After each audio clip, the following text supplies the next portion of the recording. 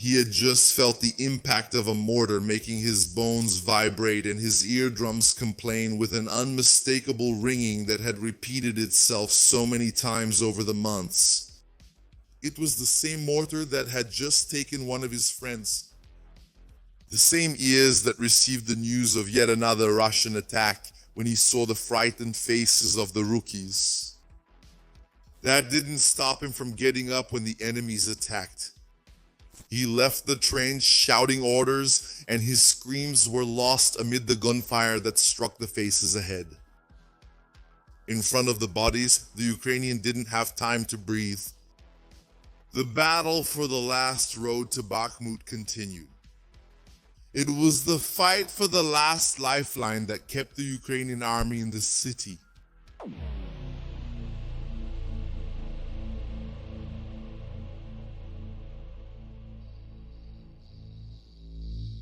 The months of battle for Bakhmut had a grim timeline.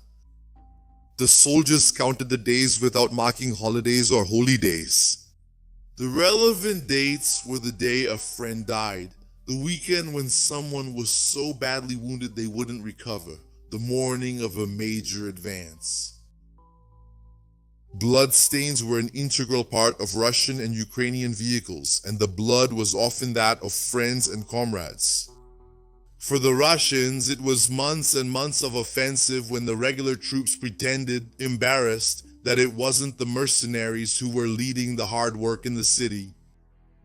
For the Ukrainians, time was marked by the intervals between the thunderous gifts the Russians sent from the skies, destroying a city that was once home to 70,000 people.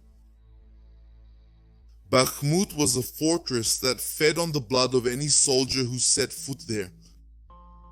The Russian offensive had started many months earlier. Regular troops were still the majority in August and October of 2022. However, more and more mercenary flags began to take over the outskirts of the city. They advanced slowly, fighting in trenches or urban environments. The Russians had a goal and would spend whatever was necessary to secure a victory. The cost could be in ammunition, equipment, or in the lives that entered that black hole that crushed bones and broke souls. The advances took on a new form starting in January after the fall of Soledar. Before, the Russians made discreet and frustrating advances, but the frustration fueled a hot rage that began to set Ukrainian positions on fire. Thus, the flames took Bakhmut, raising mercenary or Russian flags and bringing down the Ukrainian colors. In April 2023, the Wagner group placed its symbols over what was left of the city hall. And they had arrived there with a nefarious tactic and would not stop until they reached the route that supplied their enemies. The Russians' initial objective was to encircle the city. Since January, they have advanced through 3 positions. The south, the east, and the north were sources of constant attacks, a plague that forced the Ukrainians to adapt to waves upon waves of ex-prisoners and elite troops mixed together in a frenzied movement, difficult for a conventional force to understand. That's how villages and towns were taken. The Wagner group advanced, assisted by the airborne troops. The Russian paratroopers and motorized riflemen joined a force of mercenaries, worn down by successive waves to flood Bakhmut with a sea of blood.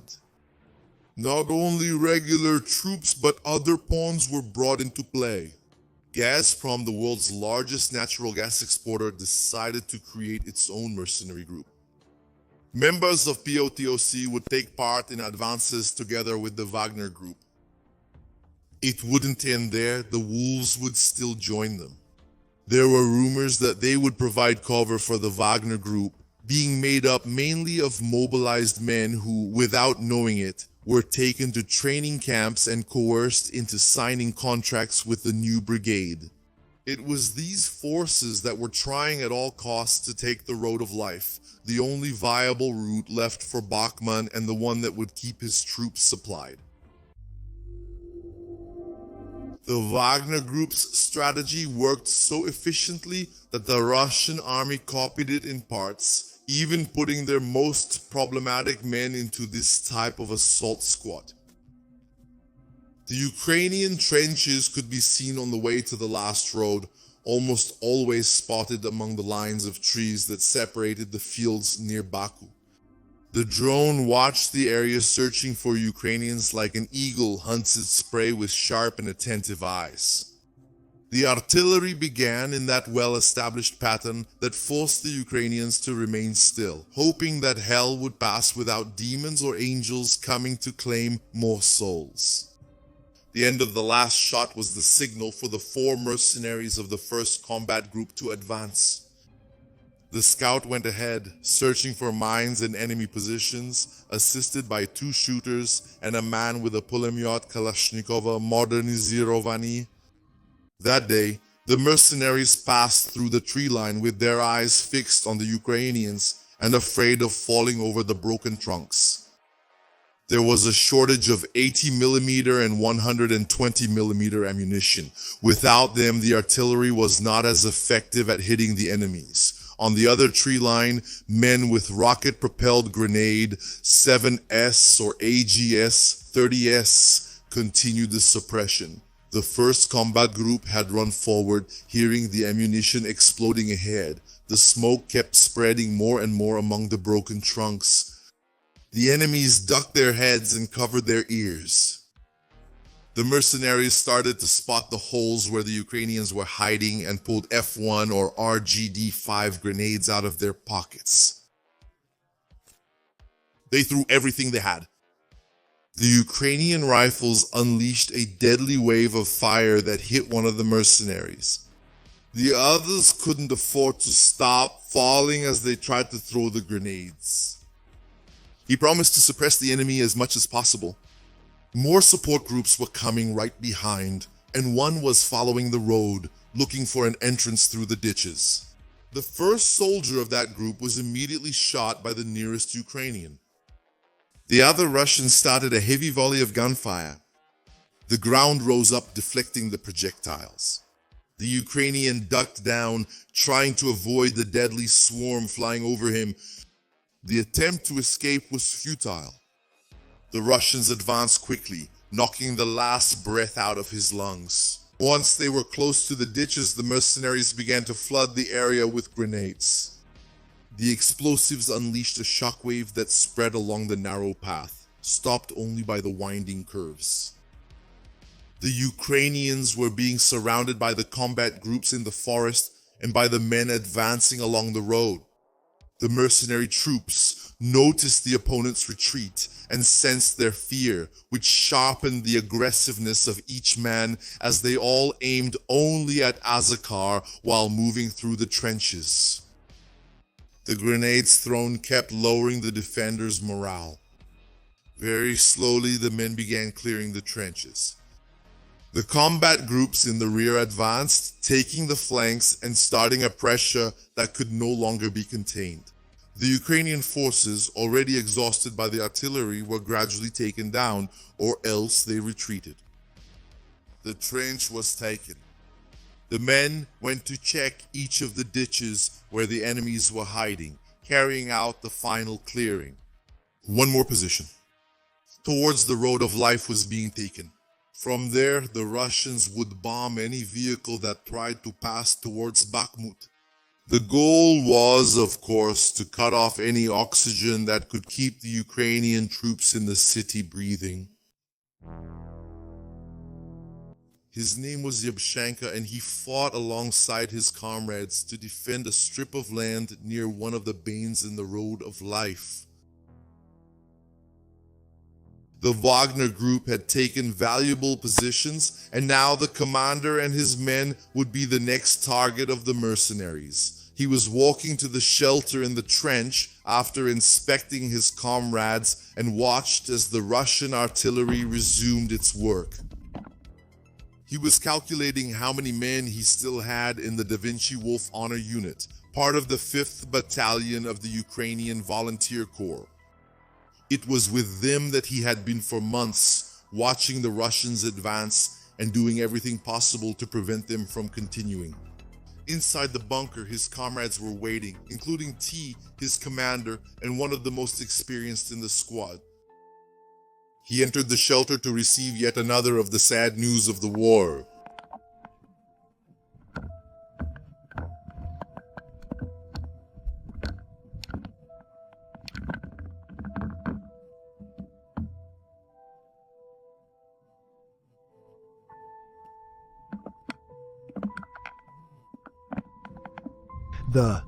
The numbers went through his mind, thinking of yet another friend he would have to wrap in a dark bag and send to be mourned by the family. The young, dirty faces of his colleagues stared without reaction. All that was left was the resignation of simply saying, "Don't even come, Shlomo!" So they waited in silence, thinking about what their lives had become since the invasion. The laments were then interrupted for the same reason. The bears' attempt to keep them locked in their holes.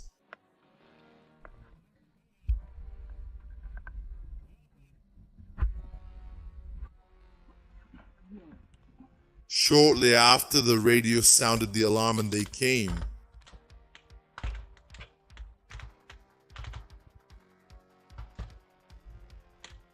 Once again, the Russian strategy worked. They flooded the trenches by throwing while the Ukrainians tried to recover. There's no way. Now it's trouble, real trouble, woman. Trouble for you.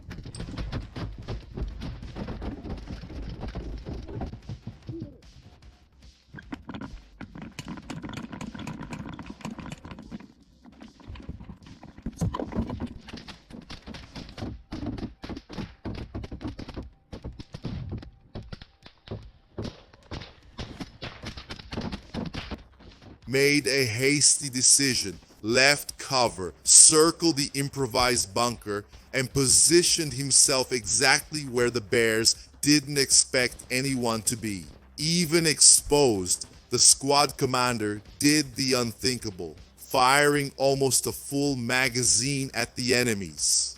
4 Russians crawled, trying to protect themselves, but hope was as vain as a man who begs for mercy under the desert sun. He swapped the magazine, loading the M4 with more of death's little gifts. When one of the bears moved, still clinging to the last thread of life, he was granted a quicker passage to the afterlife. The trench seemed alive as the ground shifted. In the midst of explosions and the noise of weapons, trying to stand out, competing with the wind and the men's shouts.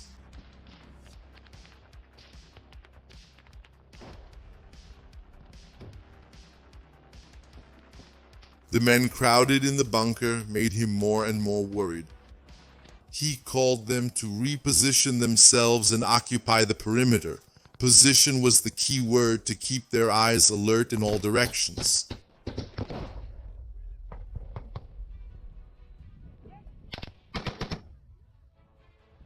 The guys threw theirs on! Say that you got out, damn it!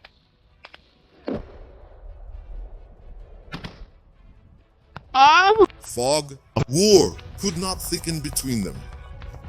He made a point of keeping the others alert, calling out to the men and using his position to observe their habits. His voice was already worn out and his throat hurt, dried out by the air full of smoke and gunpowder as he shouted orders. It was time for the Ukrainians to retake their positions. Staying holed up in the bunkers would only make things easier for their opponents. Guys, come here, Dino! Come here, Dino! Come here, Dino! Come here, Dino! Come here, Dino! The black clouds took longer and longer to disperse, given the amount of explosives the Russians were dropping on them. The ground convulsed with each new impact. Even from afar, their ears felt the pressure of the shifting air, and the wave of heat brushed against their bodies, breaking through the late winter cold. The fog of war appeared once again on the battlefield. The Russians were met with a storm of gunfire that split up their platoon. Lost and alone, one of them tried to reposition himself, but Thierry noticed and pointed out the threat to his companions. The barrel of the M Forsooth. was aimed at the Russian, but by instinct, he pulled the trigger, letting death pour out of the barrel, searching for Russian blood. File quietly, where the faggots, over!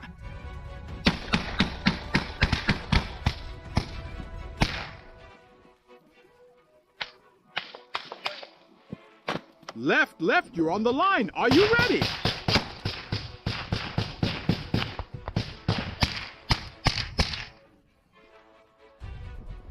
He is alive, he's alive, he's alive, he's alive.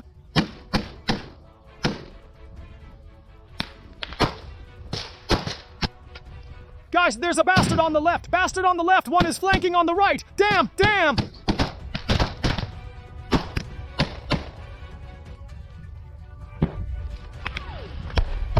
Come on, take it! Into that pit! Look, the trench, into that pit! Right trench, bastards! Let's get out too! Right flank! The Russians began to retreat in a desperate attempt to regroup while artillery would be unleashed again on the Ukrainians.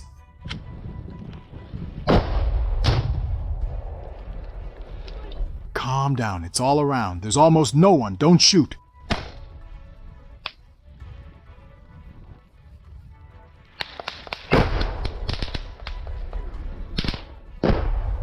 Oh, those scoundrels are fleeing!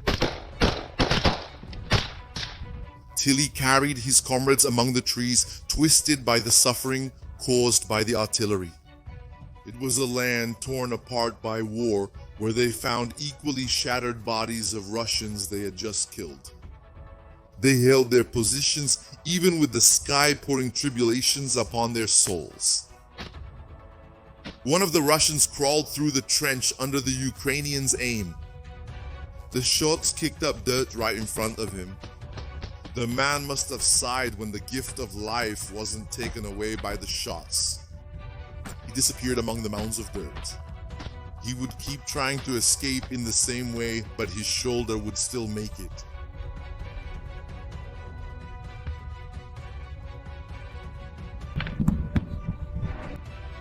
Urgency was the tone of every note in Tier's voice. Keeping the soldiers alert and cohesive was a crucial matter. Everyone needed to stay Hearts pounding in their chests at the same speed. A moment of distraction was enough to lose a man in a position. It was an almost automatic task, shouting at the men, dividing my attention between the radio and the M4 in my hands. Run, tell the guys, Yamchanka. Thiel's voice tried to stand out in the middle of the symphony of destruction as he gave orders and tried to ensure the lives of his soldiers. What, you bastards, huh? We have spells, damn it.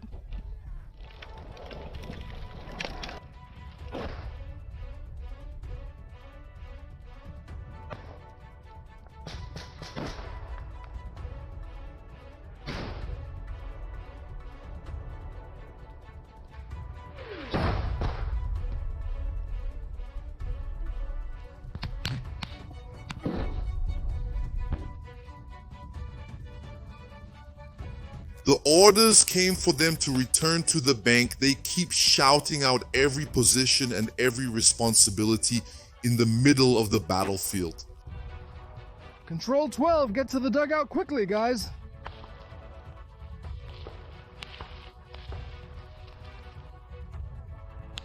Dugout.